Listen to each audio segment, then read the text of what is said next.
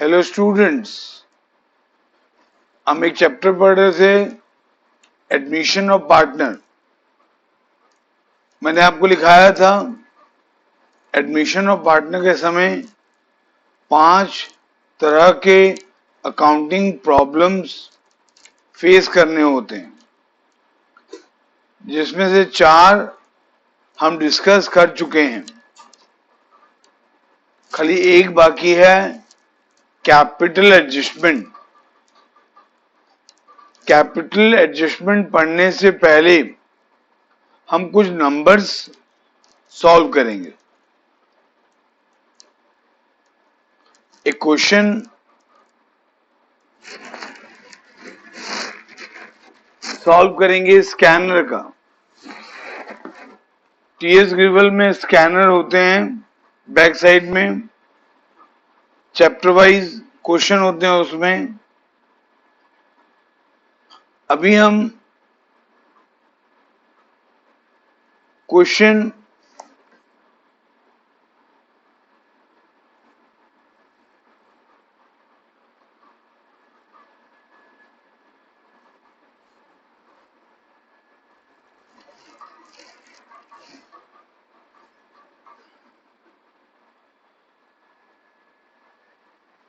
Fifteen करेंगे।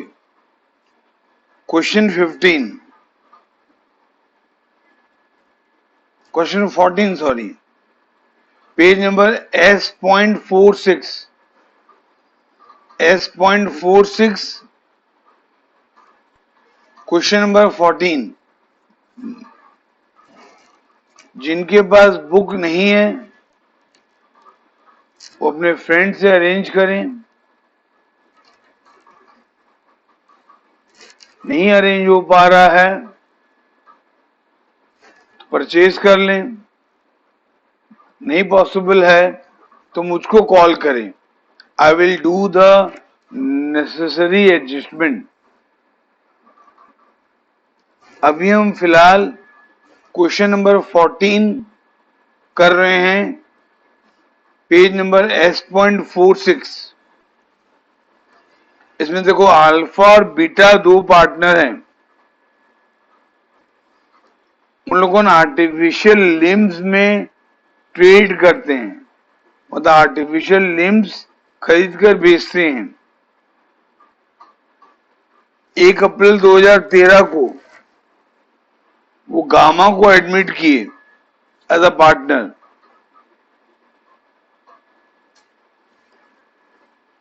Gamma उनका friend है। गामा का एक हाथ नहीं है, तो अल्फा और बीटा गामा को एक लिम्ब फ्री में दिए। ठीक है, और अल्फा और बीटा का बैलेंस शीट हमको दिया हुआ है। ठीक है, और बैलेंस शीट के नीचे लिखा है गामा एडमिट हुआ on the following terms. 7 adjustment है। फिर लास्ट में लिखा है prepare revaluation account, capital account of partners and opening balance sheet. ये क्वेश्चन एक बार एग्जाम में आ चुका है। ये क्वेश्चन जनरली 6 मार्क का आएगा।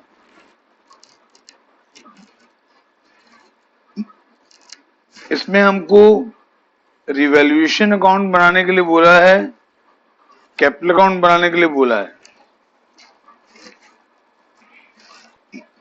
तो पहले हम रिवैल्यूएशन अकाउंट बनाएंगे।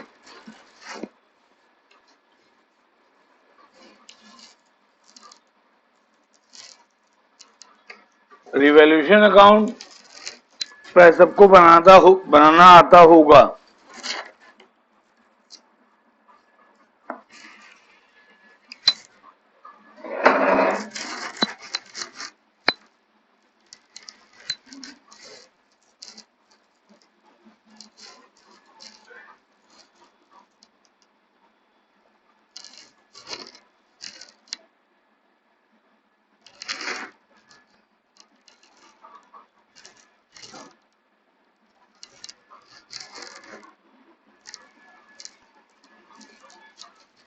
मेरे साथ साथ तुम भी कॉपी में लिखो,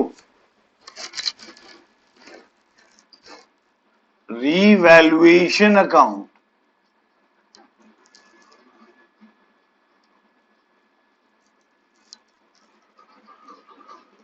रिवैल्यूएशन अकाउंट।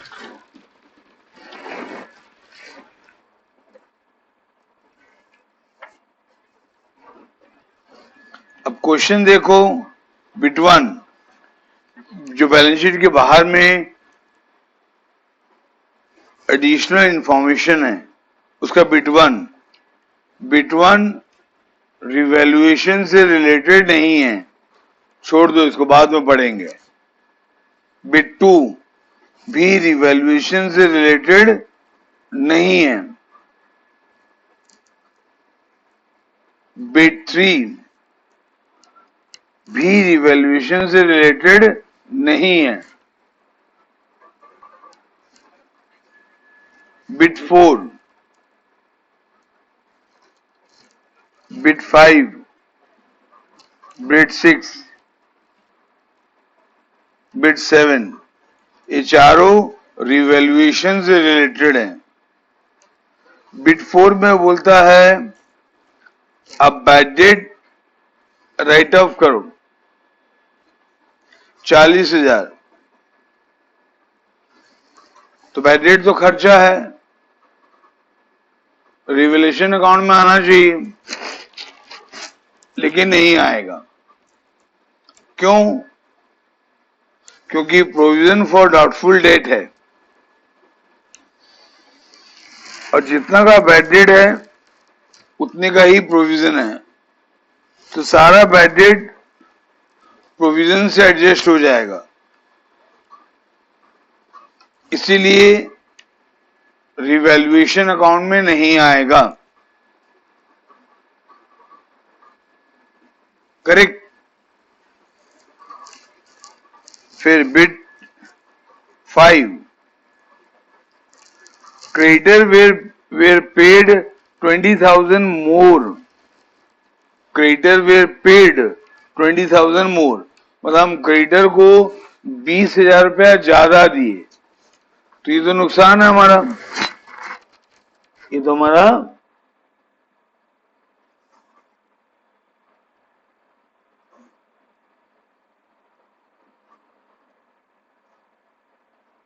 नुकसान है, तो रिवैल्यूएशन अकाउंट का डेबिट साइड में आएगा। 2 क्रेडिटर अकाउंट,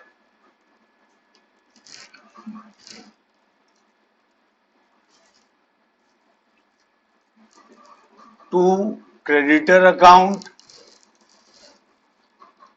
20,000,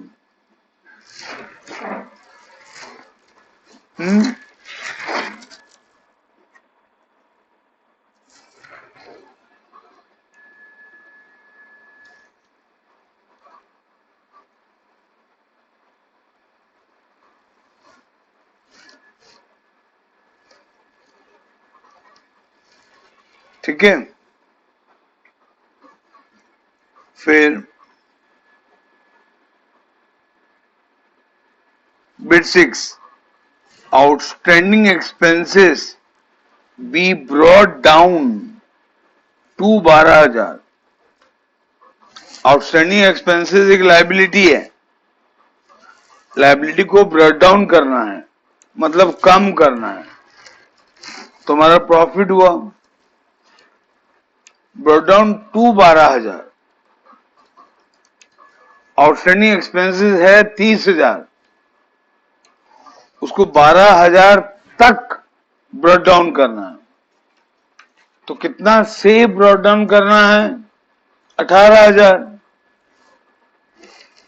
है ना। आउटस्टैंडिंग एक्सपेंसेस 30,000 है, उसको 12,000 तक आउट डाउन ब्रॉट डाउन करना है, तो कितना कम करोगे? 18,000, तभी तो 12,000 बचेगा। तो एक लायबिलिटी घट रहा है, तो प्रॉफिट तो क्रेडिट साइड में आएगा।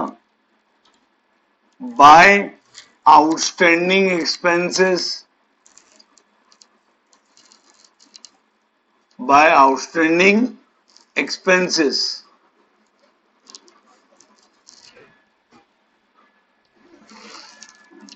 $18,000.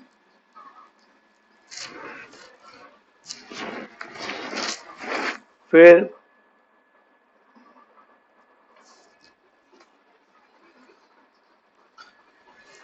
आपको दिया है बिट 7 में 20,000 be provided for unforeseen liability, मतलब हमारा एक अनफोर्सिन लाइबिलिटी है, उसके लिए हमको 20,000 रुपया प्रोविजन रखना है। तो इससे हमारा लाइबिलिटी बढ़ रहा है, तो नुकसान हुआ, तो ये डेबिट साइड में आएगा। 2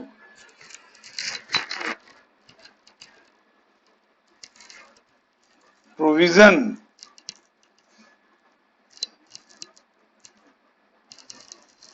to provision for unforeseen liability, unforeseen liability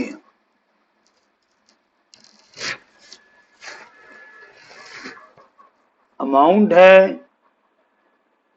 20,000, amount है 20,000। बस रिवैल्यूएशन से रिलेटेड इस क्वेश्चन में इतना ही इंफॉर्मेशन है। अब रिवैल्यूएशन अकाउंट का हैवी है डेबिट साइड, उसको पहले ऐड करोगे, थोड़ा स्पेस छोड़कर ऐड करोगे उसको पहले।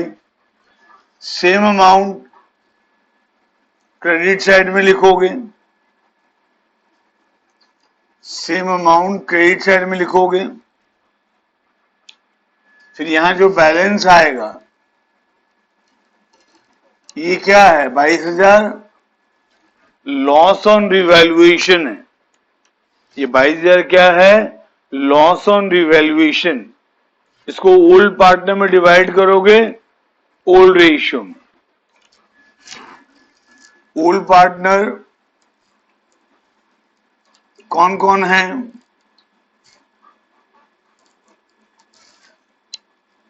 यहां लिखोगे bye partners capital account, bye partners capital account. और ओल्ड पार्टनर हैं अल्फा और बीटा।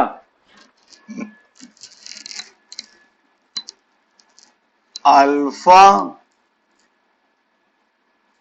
और बीटा, और उनका ओल्ड रेशियो है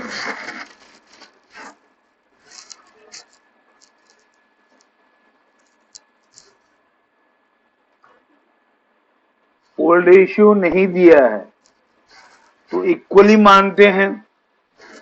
ओल्ड रेशियो नहीं देने से इक्वली मानते हैं, तो ये 22,000 इक्वली डिवाइड होगा अल्फा और बीटा में। ये आपका रिवैल्यूएशन अकाउंट बन गया।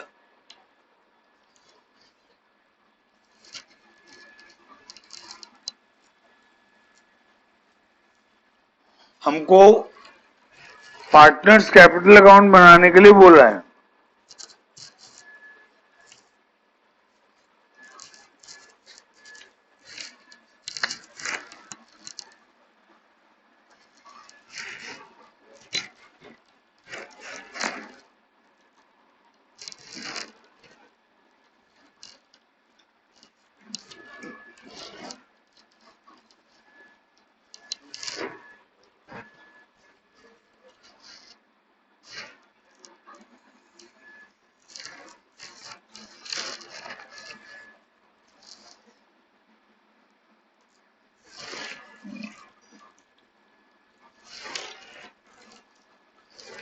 मैं जो लिख रहा हूं व्हाइट बोर्ड में तुम भी साथ साथ लिखोगे। मैं कैपिटल अकाउंट का फॉर्मेट बना रहा हूं।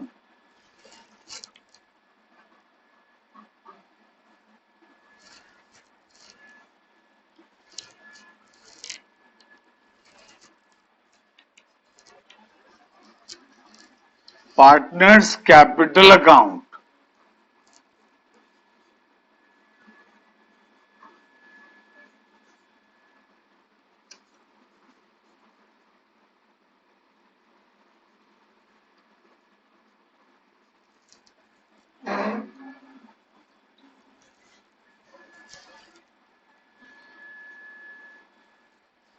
Alpha, beta, gamma. मैं नाम को शॉर्ट में लिखा हूं, तुम शॉर्ट में नहीं लिखोगे, पूरा लिखोगे। पार्टनर्स कैपिटल अकाउंट में सबसे पहले आता है by balance brought down, by balance brought down.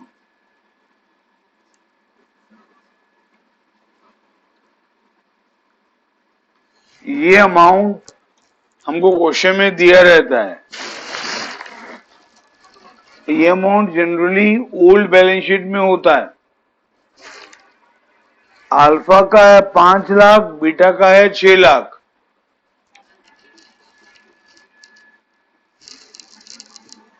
Alpha का है 5 lakh,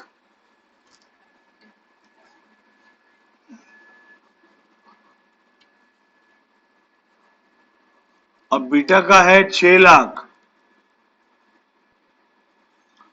by balance brought down old partner का आता है। फिर उसके बाद हम गुडविल का एंट्री करते हैं वर्किंग में, फिर इसको यहां पोस्टिंग करते हैं। इस क्वेश्चन में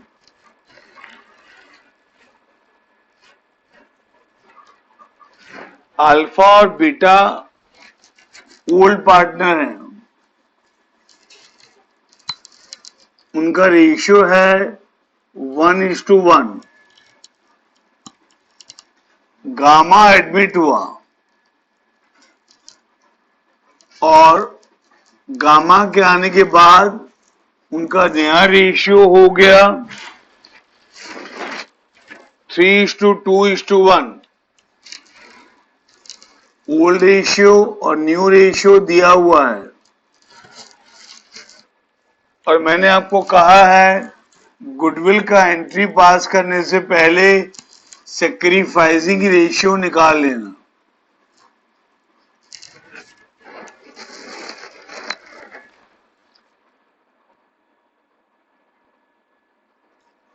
सैक्रिफाइसिंग रेशियो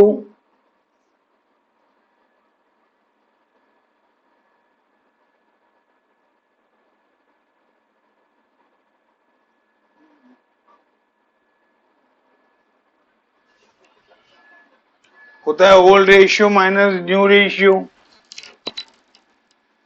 तो अल्फा का ओल्ड रेशियो है 1/2 और न्यू रेशियो है 3/6। इन दोनों को माइनस करोगे तो 0 आएगा, मतलब अल्फा सेक्रीफाइस नहीं किया, अल्फा सेक्रीफाइस नहीं किया।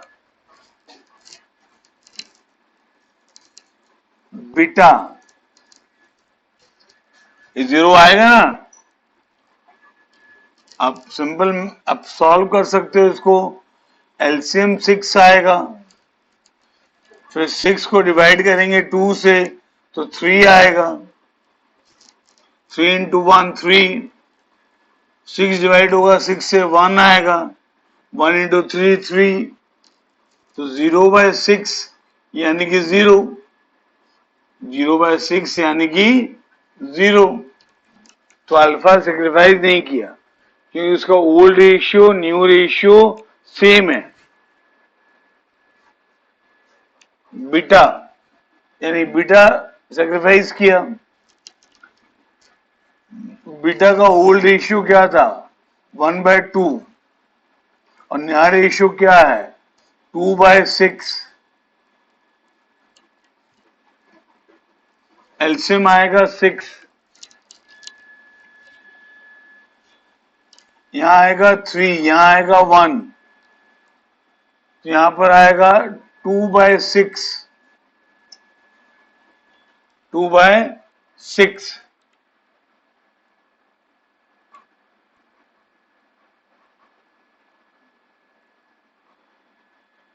सॉरी, यहां 2 आएगा, तो यहां 1/6 आएगा।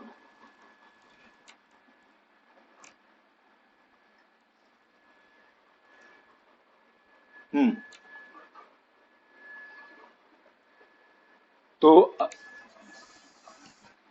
और गामा का शेयर भी 1/6 है ना, गामा मतलब न्यू पार्टनर, न्यू पार्टनर का शेयर भी 1/6 है, तो अकेला बीटा सेक्रीफाइस किया टुवर्ड्स गामा। ठीक है, तो गुडविल का एंट्री पास करने से पहले सेक्रीफाइसिंग पार्टनर, सेक्रीफाइसिंग रेशियो निकाल लेना। और इस नंबर में ओनली बीटा सेक्रीफाइस,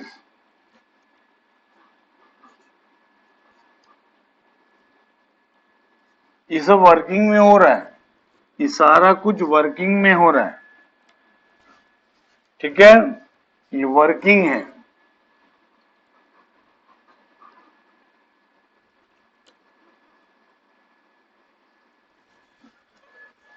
अब गुडविल का एंट्री करेंगे। बिटवन के हिसाब से गामा लाया 4 लाख टुवर्ड्स कैपिटल,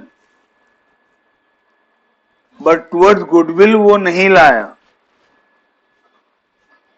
तो एंट्री होगा बैंक। अच्छा, बैंक लिखोगे कैश, वो डिपेंड करेगा ओल्ड बैलेंस शीट में क्या दिया हुआ। देखो, ओल्ड बैलेंस शीट में कैश है तो कैश लिखोगे, यहां बैंक नहीं लिखोगे। क्या लिखोगे? Cash.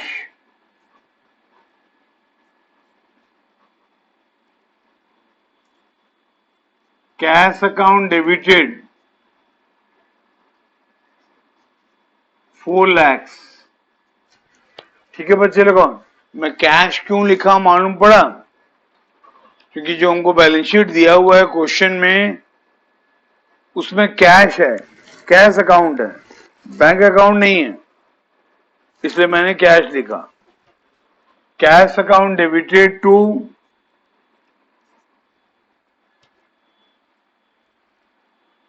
गामास capital account, Gamma's capital account,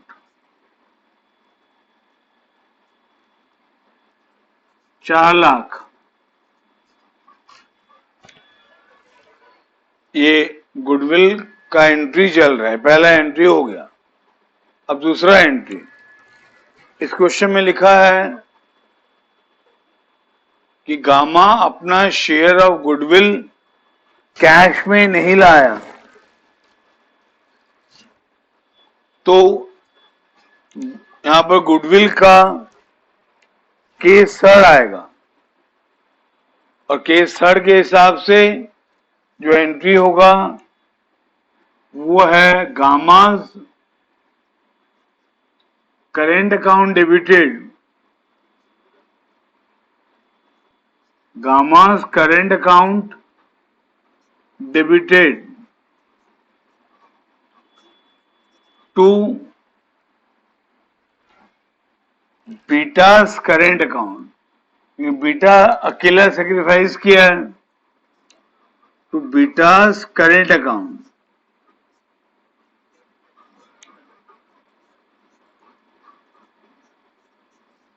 इसमें कितना अमाउंट आएगा वो हमको निकालना पड़ेगा।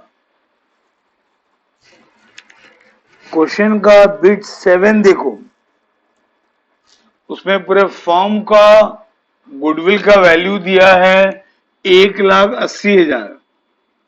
ये 1,80,000 पूरे फॉर्म का गुडविल का वैल्यू है। तो गामा तो अपना शेयर लेके आएगा और गामा का शेयर 1/6 है, तो 1,80,000 का 1/6 लाएगा, यानी कि वो 30,000 लाएगा, यानी कि उसको 30,000 लाना था। ये क्या है? Gamma's share of goodwill, Gamma share of goodwill.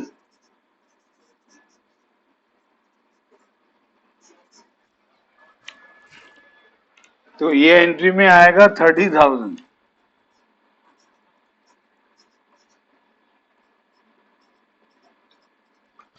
इस क्वेश्चन में गुडविल से रिलेटेड ये दो एंट्री होगा।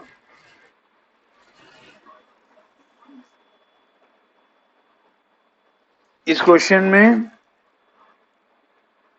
गुडविल से रिलेटेड ये दो एंट्री होगा। अब इसको पोस्टिंग करेंगे अकाउंट में। ये पहला एंट्री गामा के कैपिटल अकाउंट में क्रेडिट साइड आएगा। क्या लिखकर? बाय कैश,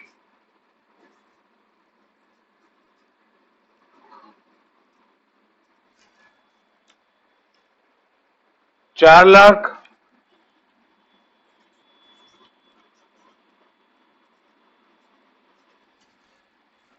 और दूसरा एंट्री मैंने यहां थोड़ा सा गलत लिखा। Gamma's current account debited to Beta's, मेरे को कैपिटल अकाउंट लिखना था, या मैंने भूल से करेंट अकाउंट लिखा था। यहां मेरे को लिखना था बीटास कैपिटल अकाउंट।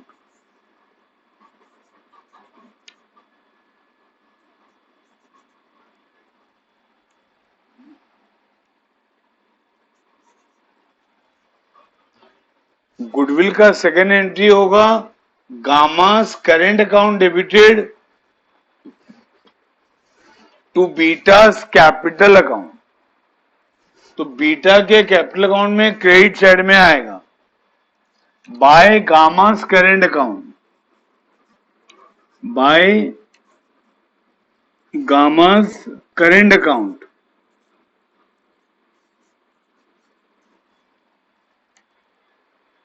$30,000।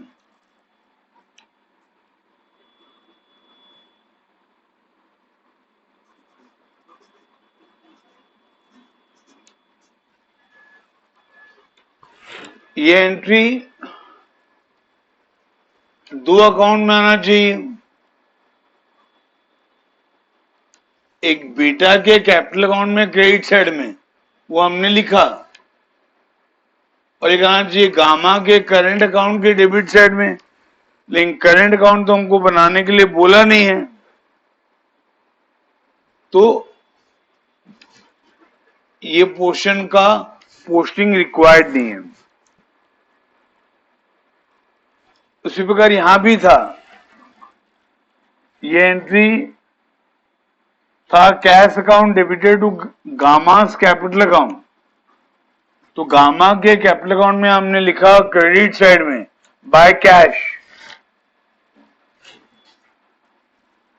ये एंट्री और एक जगह जाना था कैश अकाउंट के डेबिट साइड में टू गामास कैपिटल अकाउंट, लेकिन कैश अकाउंट बनाने के लिए बोला नहीं है, तो हमने इसको पोस्टिंग नहीं किया। क्लियर? हाँ, तो ये गुडविल का एंट्री हो गया, पोस्टिंग भी हो गया। उसके बाद हम रिवैल्यूएशन का रिजल्ट यहां डालते हैं। अगर रिवैल्यूएशन में प्रॉफिट होगा तो क्रेडिट साइड में आएगा, लॉस होगा डेबिट साइड में आएगा। क्या लॉस हुआ है तो डेबिट साइड में आएगा, टू रिवैल्यूएशन अकाउंट।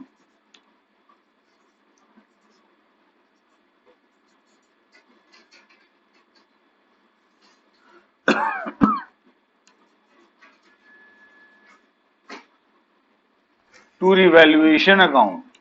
अल्फा में 11,000, बीटा में 11,000, ये है लॉस। आपको मालूम है ना, लॉस से कैपिटल घटता है, इसलिए डेबिट साइड में आया। ये डेबिट साइड में क्यों आया? और एक तरीका है जानने का, रिवैल्यूएशन अकाउंट के क्रेडिट साइड में लिखो बाय पार्टनर्स कैपिटल अकाउंट, तो पार्टनर के कैपिटल अकाउंट के डेबिट साइड में आएगा टू रिवैल्यूएशन। हो गया। फिर क्या करते हैं, एक्यूमुलेटेड प्रॉफिट या एक्यूमुलेटेड लॉस का ट्रीटमेंट करते हैं। इस क्वेश्चन में एक्यूमुलेटेड प्रॉफिट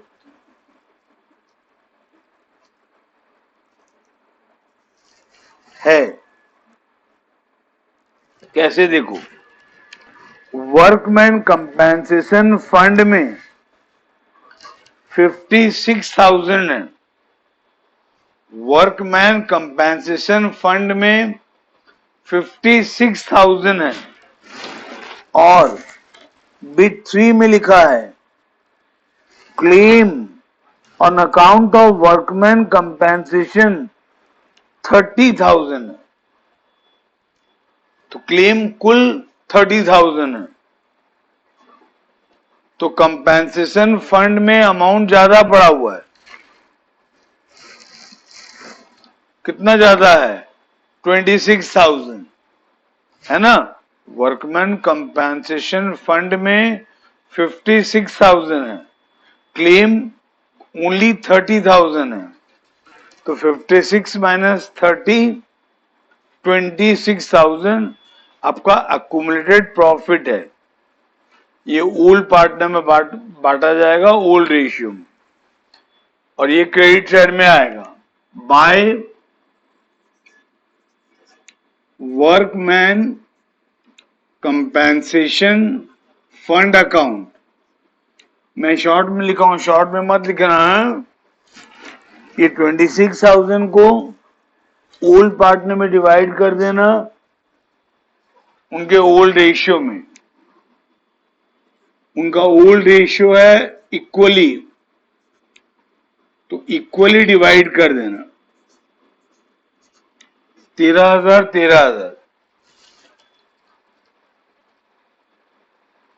ठीक है। इस क्वेश्चन में एक एक्यूमुलेटेड लॉस भी है। देखो, बैलेंस शीट के एसेट साइड में पीएल अकाउंट है 40,000, तो ये एक्यूमुलेटेड लॉस हुआ। लॉस से कैपिटल घटेगा, तो कैपिटल अकाउंट में डेबिट साइड में आएगा to profit and loss account, to profit and loss account. एक ये भी ओल्ड रेशियो में डिवाइड होता है, तो इक्वली डिवाइड होगा, क्योंकि ओल्ड रेशियो इक्वल है। हो गया। बस जनरली इतना ही एडजस्टमेंट होता है, एडजस्टमेंट ऑफ कैपिटल से पहले। एक बार फिर बता रहा हूं, कैपिटल अकाउंट में क्या क्या आता है। कैपिटल अकाउंट में सबसे पहले लिखोगे बाय बैलेंस ब्रॉट डाउन, ये खाली ओल्ड पार्टनर का आएगा और इसका अमाउंट ओल्ड बैलेंस शीट से आएगा। दूसरा, फिर गुडविल का एंट्री करना वर्किंग में, और रिक्वायर्ड एंट्री को पोस्टिंग करना अकाउंट में। उसके बाद रिवैल्यूएशन का रिजल्ट कैपिटल अकाउंट में आएगा। प्रॉफिट है तो क्रेडिट साइड में आएगा, लॉस है तो डेबिट साइड में आएगा। फिर एक्यूमुलेटेड प्रॉफिट या एक्यूमुलेटेड लॉस का ट्रीटमेंट करना। प्रॉफिट है तो क्रेडिट साइड में आएगा, लॉस है तो डेबिट साइड में आएगा। बस कैपिटल अकाउंट में इतना ही आएगा। अब कैपिटल अकाउंट क्लोज करेंगे। हैवी है क्रेडिट साइड, अल्फा का आ रहा है 5,13,000, बीटा का आ रहा है 6,43,000, 6,43,000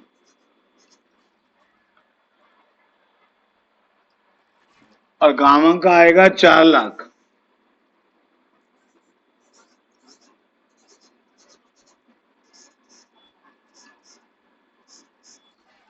फिर सेम अमाउंट डेबिट साइड में लिखोगे, सेम अमाउंट डेबिट साइड में लिखोगे।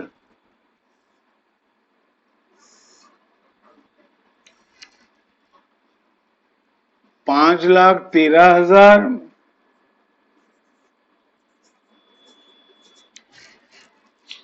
6,43,000 4 lakhs।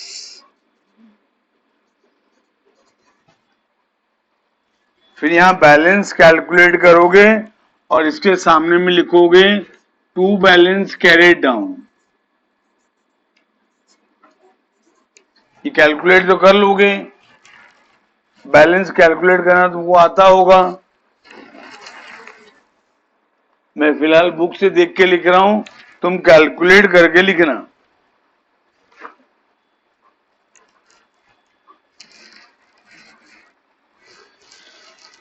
हाँ, तो अल्फा का आएगा 4,82,000,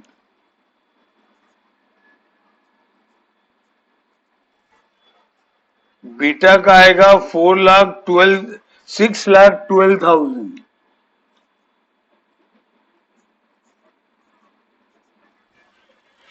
$6,12,000 और गामा का 4 lakhs।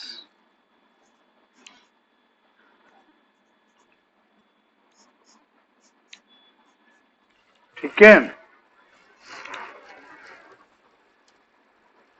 इसमें हमसे ओपनिंग बैलेंस शीट भी मांगा है।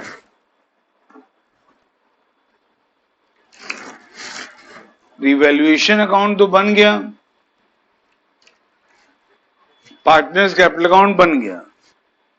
अब और क्या बनाना बाकी रह गया है? Opening balance sheet. Opening balance sheet मतलब न्यू पार्टनर गामा के आने के बाद का बैलेंस शीट।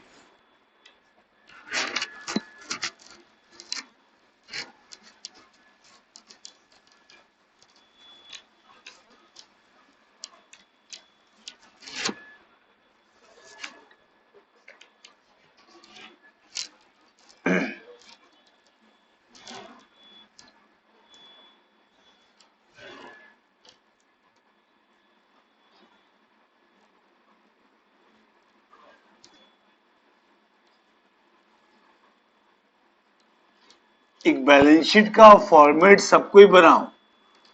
मैं जो जो लिख रहा हूं व्हाइट बोर्ड में आप भी लिख के रखो।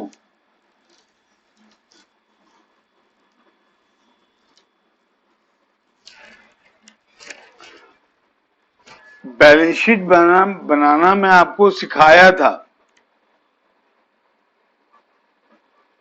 फिर से एक बार रिवाइज कर दे रहा हूं। ओल्ड बैलेंस शीट देखना और एडजस्टमेंट देखना और न्यू बैलेंस शीट बनाना। ओल्ड बैलेंस शीट में एसेट साइड में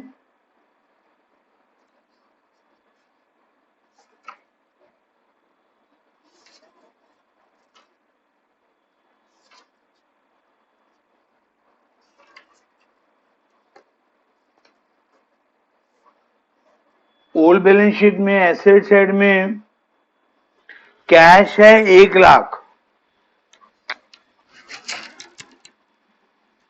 तो सबसे पहले कैश आएगा। 1 लाख था हमारे पास, 1 लाख था हमारे पास,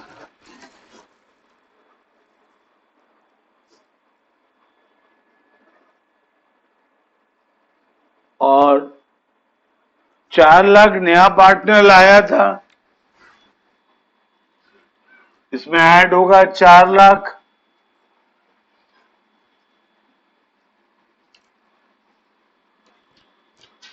और इससे माइनस होगा,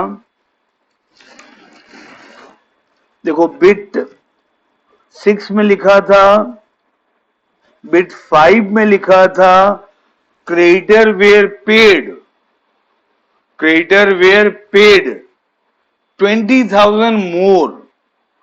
मेन बात है कि हम क्रेडिटर को पे कर दिए।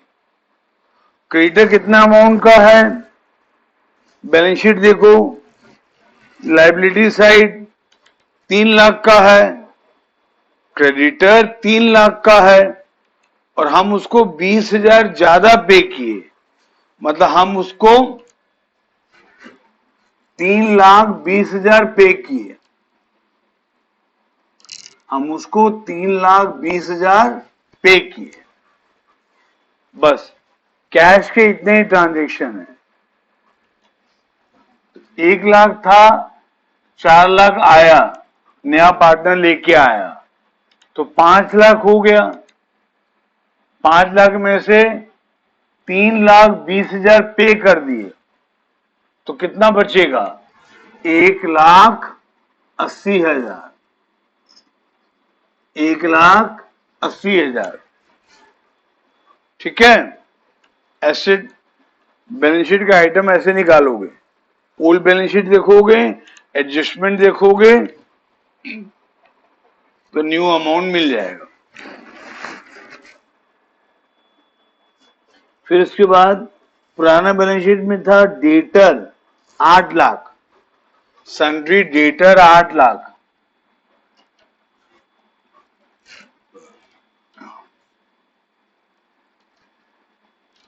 सन्ड्री डेटर 8 लाख,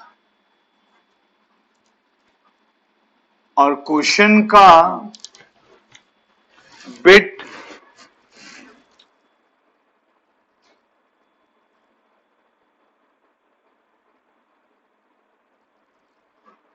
बिट 4 में लिखा था कि हमको बैड डेट 40,000 हुआ है, हमको बैड डेट 40,000 हुआ है, तो बैड डेट से डेटर घटता है, बैड डेट से डेटर घटता है, तो ये 7,60,000 आएगा, ये 7,60,000 आएगा। फिर हमको दिया है स्टॉक, स्टॉक से रिलेटेड तो कोई एडजस्टमेंट नहीं है, स्टॉक से रिलेटेड कोई एडजस्टमेंट नहीं है, तो स्टॉक का वही वैल्यू आएगा जो बैलेंस शीट में दिया है, स्टॉक का वही वैल्यू आएगा जो बैलेंस शीट में दिया है। स्टॉक का वैल्यू दिया है 2 लाख, तो 2 लाख आएगा।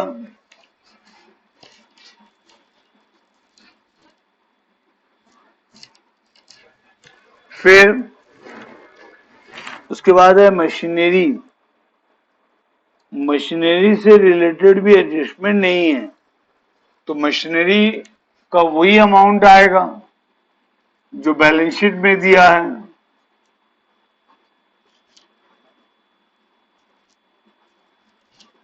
$3,80,000। फिर हमको पीएल अकाउंट दिया हुआ है, पीएल अकाउंट तो एक्यूमुलेटेड लॉस है, वो बढ़ गया, तो वो आएगा नहीं, एसेट साइड ओवर हो गया। अब इसको ऐड मत करना, एडजस्टमेंट में शायद कोई नया एसेट मिल जाए। ठीक है, ओके। अब लायबिलिटी साइड, लायबिलिटी साइड में रिजर्व फॉर डाउटफुल डेट है 40,000, पहला आइटम, वो भी आएगा नहीं, वो भी आएगा नहीं, क्योंकि बैड डेट हुआ था 40,000 का, तो उसमें से एडजस्ट हो गया, जो बैड डेट हुआ था 40,000 का उसमें से एडजस्ट हो गया, तो रिजर्व नील हो गया, वो आएगा नहीं। उसके बाद वर्कमैन कंपेंसेशन फंड तो नहीं आएगा, वर्कमैन कंपेंसेशन क्लेम आएगा। वर्कमैन कंपेंसेशन क्लेम आएगा। क्लेम कितना है? क्लेम है बिट थर्ड में लिखा हुआ है, क्लेम है 30,000, क्लेम है 30,000, है ना। Workman compensation fund new balance sheet में नहीं आएगा, ठीक है, लेकिन जो क्लेम है वो आएगा, क्योंकि क्लेम लायबिलिटी है। आउटस्टैंडिंग एक्सपेंसेस आएगा, आउटस्टैंडिंग एक्सपेंसेस आएगा,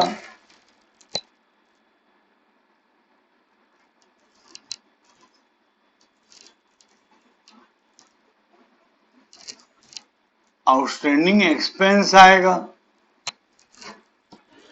आउटस्टैंडिंग एक्सपेंसेस का अमाउंट हमको दिया है 30,000,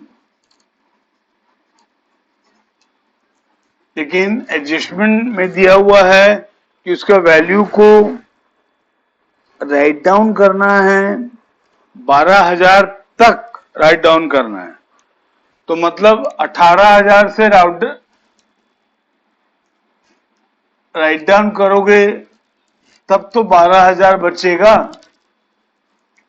18,000 से राइट डाउन करोगे तब तो 12,000 बचेगा, ठीक।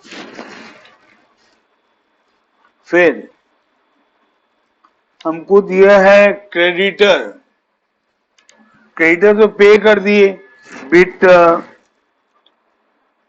5 में लिखा था ना कि हम क्रेडिटर को पे कर दिए, तो क्रेडिटर नहीं आएगा। फिर कैपिटल आएगा,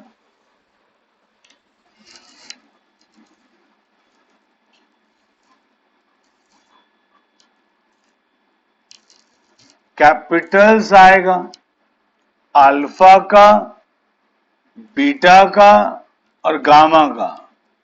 अल्फा का ये अमाउंट हम निकाले थे, कैपिटल ये जो है ना टू बैलेंस कैरेट डाउन, ये लिखना, क्योंकि ये है एडमिशन के बाद का कैपिटल, ये है एडमिशन के बाद का कैपिटल, और इसको लिखोगे।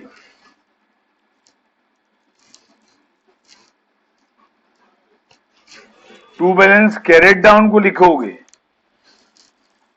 क्योंकि यही है एडमिशन के बाद का कैपिटल।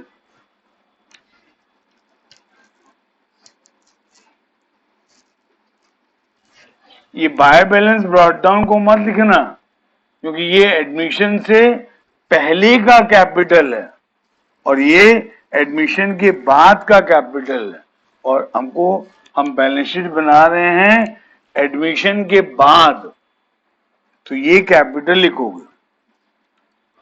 इसको ऐड करने से आएगा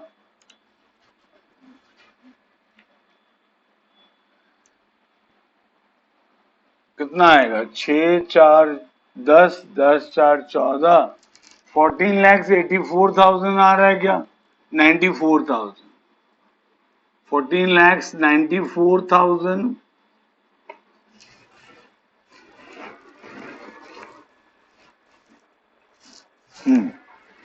ये लायबिलिटी साइड ओवर हो गया।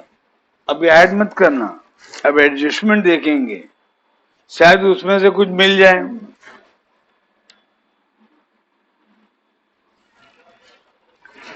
बिट 1 गुडविल है, और नया पार्टनर अपना शेयर ऑफ गुडविल कैश में नहीं लाया था, तो हम नया पार्टनर का करेंट अकाउंट को डेबिट किए थे, तो गामा का current account debit balance show कर रहा है, गामा का current account debit balance show कर रहा है, तो एसेट साइड में आएगा गामास करेंट अकाउंट,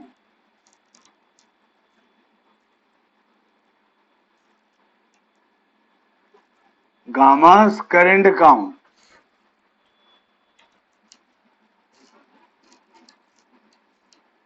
है ना। तो बिट 1 से हमको एक नया आइटम मिला बैलेंस शीट के लायक का,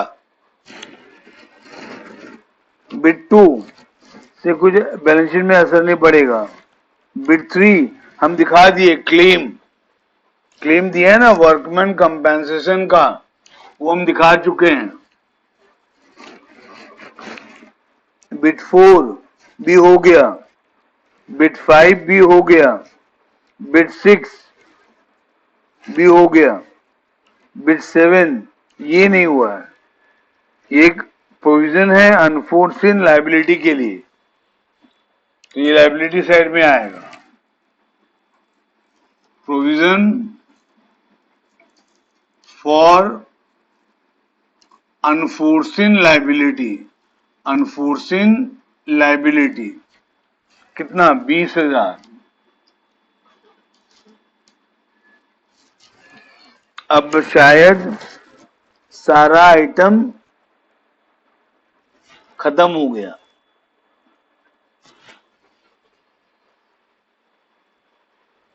हाँ, अब बैलेंस शीट अब टैली करेगा। इसका टोटल देखो 15,56,000 आ रहा होगा, 15,56,000 आ रहा होगा।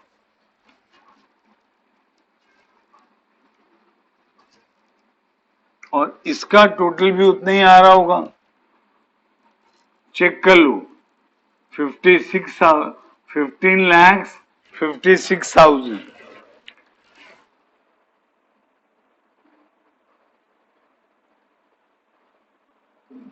अच्छा,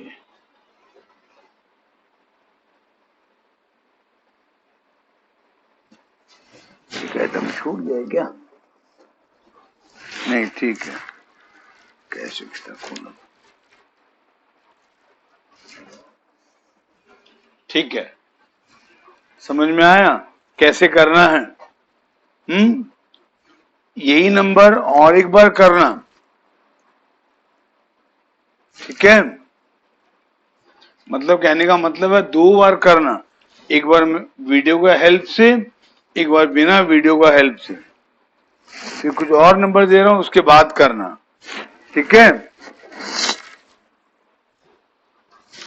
वो टीएस ग्रेवल का स्कैनर का ही दे रहा हूं, हाँ, टीएस ग्रेवल का स्कैनर का ही दे रहा हूं। अभी हम 40 नंबर किए। अब होमवर्क लिखो, स्कैनर का 15, 16, 17, 18, क्वेश्चन 15, क्वेश्चन 16, क्वेश्चन 17, क्वेश्चन 18, ये पेज नंबर 5.47 में शुरू हुआ है, पेज नंबर 5.47 ऑनवर्ड है, ठीक है। 4 नंबर दिया हूं, तो टोटल 5 नंबर होमवर्क हुआ। एक ये 14 नंबर था स्कैनर का, ये करोगे, और 4 नंबर दिया हूं करोगे, ठीक है। Okay, have a nice day.